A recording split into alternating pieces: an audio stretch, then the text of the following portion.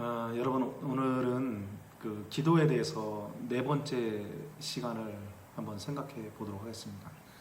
우리가 지금 고린도전서 14장 13절 14절 그 말씀을 보면서 제가 이렇게 계속해서 지금 기도에 대해서 말씀을 해주고 있는데, 일단은 제가 긴 시간을 제가 말씀을 드리지 못하기 때문에 10분씩 이렇게 짤막짤막하게 이렇게 말씀을 드리고 있습니다. 왜냐하면 사람들이 이렇게 길게 이렇게 말씀을 전하면 좀 지루해하는 그런 부분들도 있기 때문에 제가 핵심적인 그런 부분들만 짤막짤막하게 이렇게 말씀을 드리고 있습니다. 그러니까 그 말씀을 여러분들 집중해서 잘 들으셔서 여러분들 기도에 대해서 잘 개념을 좀 잡아 나가시면 좋을 것 같습니다. 우리가 그 이성적인 기도가 그 마음의 기도라고 말씀드렸지 않습니까? 그 다음에 그 14장, 고린도전서 14장 13절 14절 말씀에 보게 되면 그 방언으로 기도하면 내 영이 기도한다 그랬습니다. 그러니까 두 번째로 우리가 생각해 보아야 될 부분이 뭐냐면 그 영의 기도, 그 방언 기도에 대해서 우리가 한번 그 생각을 해보는 시간을 갖도록 하겠습니다. 여러분들 그 방언 기도가 최초에 언제부터 시작되었는지 아십니까? 그것이 이제 언제 시작이 되었냐면 구약 시대 때에는 방언 기도를 하지 않았습니다. 방언 기도가 없었습니다. 그러나 예수님께서 그 십자가를 지시고 부활하시고 그리고 하늘 보좌에 오르실 때 우리에게 그 약속하신 성령을 보내주셨습니다. 그래서 성령을 보내주셨는데 성령을 보내주시기 전에 먼저 그 약속을 하셨습니다. 그러니까 하나님은 항상 그렇습니다. 하나님은 하나님의 그 일을 진행을 하실 때 항상 하나님은 말씀을 먼저 하십니다. 그래서 우리가 하나님의 그 음성을 들음에 있어서도 정말 가장 중요하게 생각해야 될 부분이 뭐냐면 말씀입니다. 그래서 우리가 하나님을 믿음에 있어서도 그 말씀을 믿는 것입니다. 말씀. 그래서 그 말씀을 믿고 그 말씀이 우리 가운데 말씀이 임해서 그 말씀이 우리의 삶 가운데 실제적으로 그 하나님의 그 응답하심과 하나님의 그 역사하심이 나타날 때 그 말씀이 바로 레마의 말씀이라고 말씀하고 있는 것입니다. 그러니까 이 세상이 창조되기 이전에 하나님은 그 말씀으로 계셨는데 그 말씀을 바로 로고스라고 표현합니다. 살아계신 하나님, 인격이 있는 그 하나님, 그 하나님께서 우리에게 말씀을 주십니다. 그런데 그 말씀을 주시는데 그 말씀을 순종하는 자에게 하나님께서 그 아브라함도 그렇지 않습니까? 아브라함이 그 창세기 12장에서부터 그 아브라함의 그 행동을 보게 되면 아브라함이 완벽한 사람이 아니었습니다.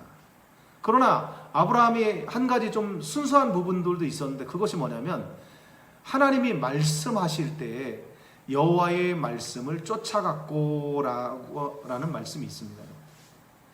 그러니까 인간의 존재는 그렇습니다. 사람은 항상 누구를 쫓아가야 되냐? 하나님을 쫓아가야 됩니다. 왜냐하면 하나님이 우리의 조물주가 되어 주시기 때문에, 그리고 하나님께서 우리의 모든 삶을 이끌어 가시는 전능자이시기 때문에, 그래서 인간은 그 하나님을 항상 쫓아가야 됩니다. 하나님을 따라가야 됩니다. 사람도 그렇지 않습니까? 누구를 만나느냐에 따라서 인생이 바뀝니다. 부정적인 사람을 만나게 되면 부정적인 결과를 낳게 됩니다. 사람이 조직폭력배를 만났다고 생각을 해보십시오, 여러분들. 그 사람이 어떻게 되겠습니까? 온갖 그 악행을 저지르지 않습니까? 그럼 그 사람의 결과가 어떻습니까? 악행을 저지르다가 결국은 그 사람들이 가는 곳이 감옥밖에 더하지 않겠습니까? 그리고 인생 자체가 너무나도 피폐해지지 않습니까?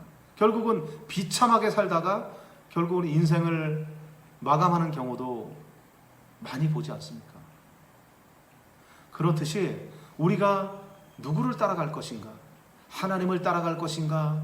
아니면은 인간을 따라갈 것인가? 아니면 내 자신을 따라갈 것인가? 내 자신을 믿고 따라갈 것인가? 여러분들 선택을 잘 하셔야 되는 것입니다. 하나님을 따라가는 자에게는, 하나님을 의지하는 자에게는 하나님의 보상이 있습니다. 하나님께서 그러한 삶을 살아가는 그 사람들을 하나님이 책임져 주십니다. 그래서 하나님께서 말씀하실 때 뭐라고 말씀하셨냐면, 마태복음 6장 33절의 말씀에 보게 되면 너희는 먼저 그의 나라와 그의 의를 구하라. 그리하면 이 모든 것을 너희에게 더하시리라 라고 말씀해 주셨습니다. 사람은 그렇습니다. 사람은 무엇을 먹을까, 무엇을 마실까, 무엇을 입을까 하는 의식주적인 부분을 가장 먼저 생각을 합니다. 왜냐하면 육신이 있기 때문에. 근데 사람이 영혼이 있다라는 것을 깨달는 순간, 우리의 그 영혼의 주인이 하나님이시구나 라는 것을 깨달는 그 순간 사람의 인생이 바뀝니다. 그때부터 사람은 하나님을 의지하게 됩니다. 그리고 하나님을 의지하다 보니까 하나님은 죽은 하나님이 아니십니다. 하나님은 살아계신 하나님이십니다. 지금도 동일하게 우리 가운데 임하시는 하나님이십니다. 그리고 그 예수의 그 이름으로 기도할 때 두세 사람이 내 이름으로 모인 곳에 나도 그들과 함께 있느니라 말씀해 주셨습니다. 우리가 예수의 그 이름을 의지해서 두세 사람이 모인다면, 예수의 이름으로 두세 사람이 모여서 그 이름으로 기도한다라고 한다면 하나님께서 그 사람들의 기도를 응답해 주시는 것입니다.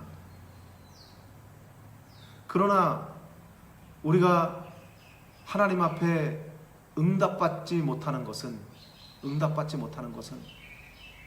제가 지난 시간에 말씀드렸죠. 의심을 한다든가, 아니면 나의 욕심을 이루려고 한다든가,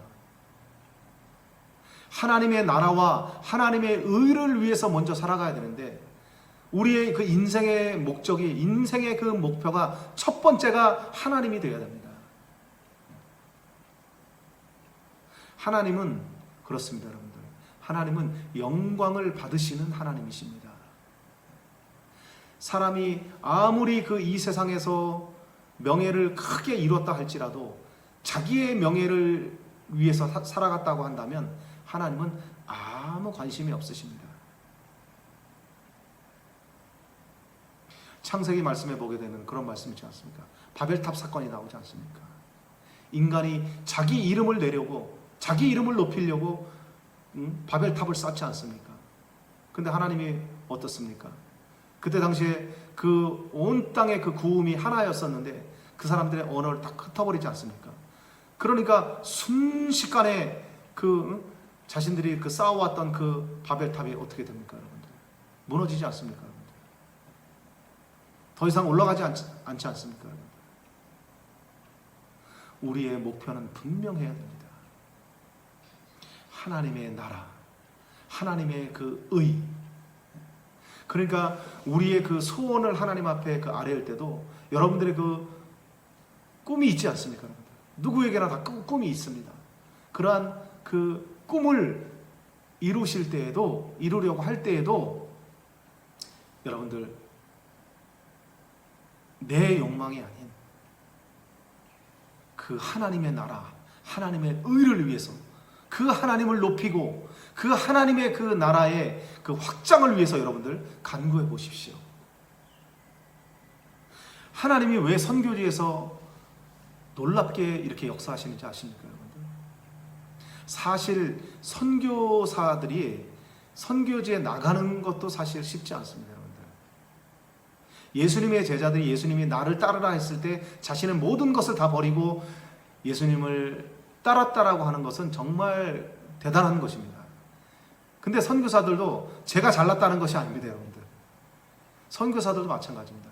모든 것을 다 내가 한국 사람인데도 불구하고 모든 것을 다 내려놓고 선교지에 와서 선교를 한다라는 그 자체만 해도 그게 사실 쉽지는 않습니다, 여러분들. 어린아이가 마치 갓 태어나서 엄마의 젖을 먹고 자라듯이 이 선교사의 삶이 똑같습니다, 여러분. 제가 나중에 이제 선교에 관한 그런 이야기들도 제가 쭉 이제 말씀을 드릴 텐데, 지금은 일단은 말씀이 중요하기 때문에 여러분들이 이 말씀에 그 뼈대가 있어야 되기 때문에, 기독교는 말씀의 종교이기 때문에 이 뼈대를 좀 세워드리기 위해서 제가 하나하나 여러분들 신앙에 좀 도움이 되기 위해서 제가 이렇게 말씀을 드리고 있는 것입니다. 그래서 일단 여러분들이 그 기도에는 하나님께서 분명한 그 약속이 있고 응답을 해주신다는 것을 여러분들 깨닫고, 여러분들이 정말 오늘부터 그 습관을 들여서 그 새벽 기도, 새벽에 나가셔서 한번 기도해 보십시오. 그러면 하나님께서 여러분들에게 놀랍게 응답해 주실 것입니다. 그래서 오늘도 여러분들 기도로 승리하는 삶을 사시길 주의 이름으로 축원합니다.